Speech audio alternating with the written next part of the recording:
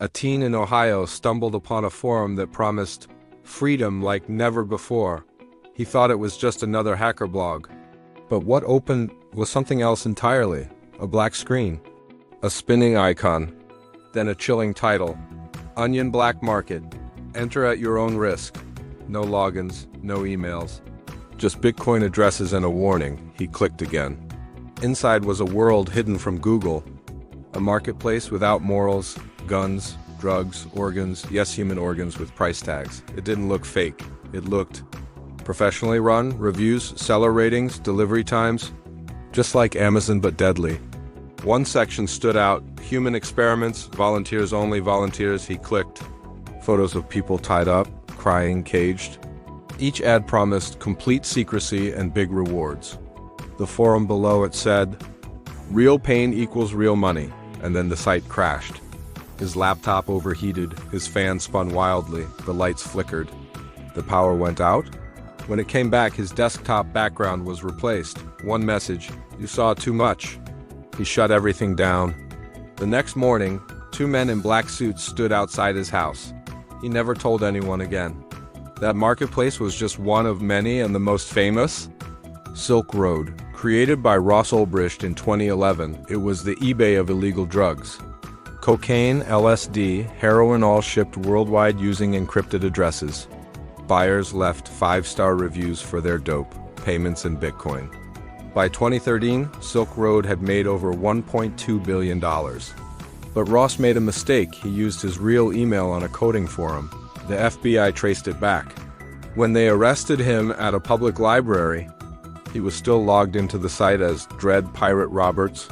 But Silk Road's end only opened the floodgates. What came next was even darker. After Silk Road collapsed, the dark web didn't die. It multiplied. Dozens of new marketplaces took its place, each darker than the last. One of the most terrifying, that's a mafia. Its tagline, no job too dirty.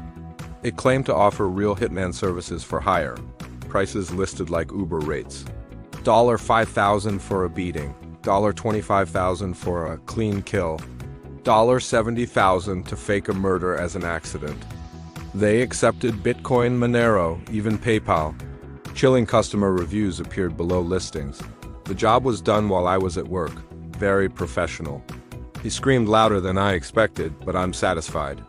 Investigators believed it was fake, until a woman in the UK was actually attacked exactly as described in a BESA order. And then came the cursed items. A marketplace called Necronet appeared briefly in 2015. It sold artifacts from alleged satanic rituals. Haunted dolls sealed in wax, jars of possession ash, a mirror said to show your death. Each listing came with warnings. Do not break the seal. Bury within 7 days if opened. One buyer, a paranormal YouTuber, posted a live unboxing of a cursed pendant. Within 24 hours. His lights exploded, his dog ran away. He deleted his entire channel. Rumors say he checked into a psych ward the same week. Then came a marketplace that defied logic. Heaven's Loop? It didn't sell anything physical, only experiences. Be buried alive for 3 hours, $9,000. Experience a staged kidnapping, $3,500. Simulated exorcism, $7,000. No refunds. No customer support? Just bloodstained testimonials. One read, I asked for terror, I got it, I still can't sleep. Another claimed, I saw something during the exorcism, something not human. These weren't just buyers, they were thrill seekers with no limits. One market offered custom hauntings for your enemies. All you had to give was an address. The seller promised, they'll never know what's real anymore. And it didn't stop there. Some markets even claimed to rent ghosts. You'd receive a package, a sealed black jar filled with spiritual essence. Instructions, unleash only if you wish to be followed forever. Most sites disappeared within weeks. Some shut down by FBI cyber units. Others vanished without a trace, no source code, no domain records. Like they never existed. But Reddit threads remain. And whispers of newer, deeper layers of the dark web. What if I told you? There was once a human auction hosted on the dark web live. This marketplace was called Black Room. The site was encrypted beyond anything FBI had ever seen. Entry required 3 separate Tor layers and a paid invite code. What it offered? People, children labeled as runaways, adults marked as volunteers for the right price, and those who didn't even know they'd been listed. Each listing showed pixelated faces, some war collars. Some had barcodes, others had numbers written across their foreheads. Bidding started at $10,000, some auctions hit $200,000. One live auction was interrupted midstream. The person on screen screamed for help. And then, the feed cut. The site went offline for 6 months. When it returned, all videos were pre-recorded, no more live bids, just silence. Reddit users claim Black Room still exists, but now in a subterranean node only accessible on full moon nights. They call it Moon Server.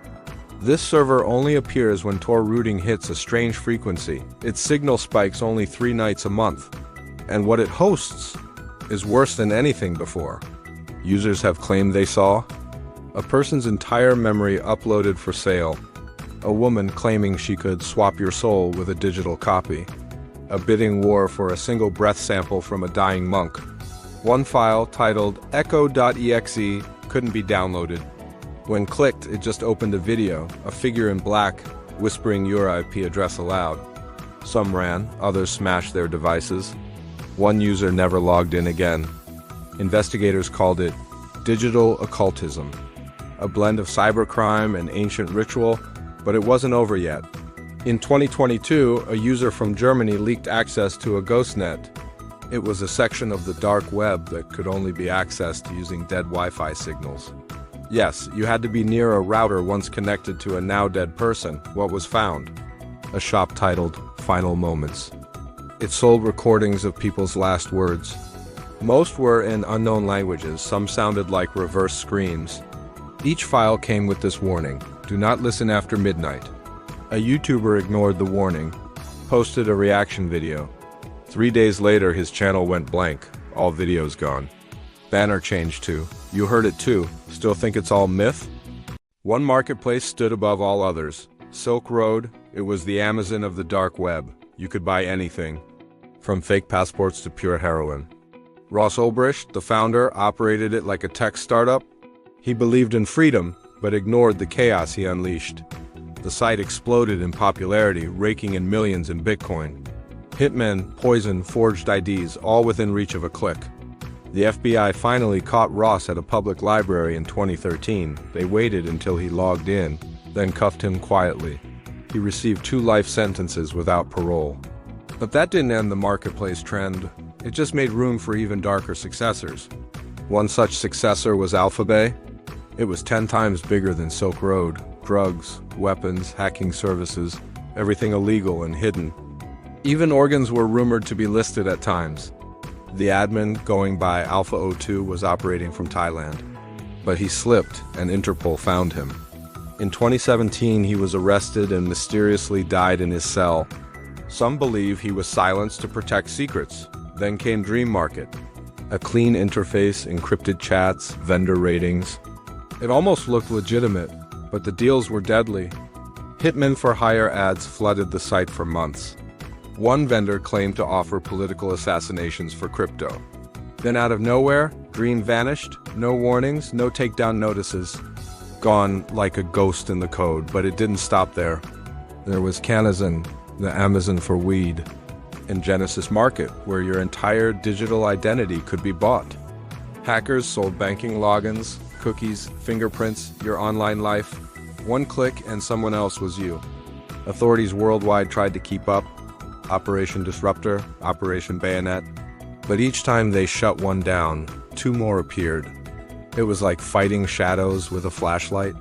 Even more terrifying, red rooms, live streams of torture, murder, psychological games. Some say it was just a myth. Others claim to have seen the streams, encrypted chat rooms, access-only keys, bidders with no conscience. Police have never confirmed them, but whispers persist. Today, the dark web still breathes. New marketplaces rise from digital ashes every month. They're smarter, more encrypted, more secretive. Blockchain anonymity shields their transactions. Tor routes mask their location, and now with AI, they're evolving faster than law enforcement can track. But remember, every click on the dark web leaves a footprint. Every transaction is a thread in a massive digital web. And one day, that web might catch you, if you're ever tempted to look deeper. Ask yourself, what if some websites are never meant to be seen?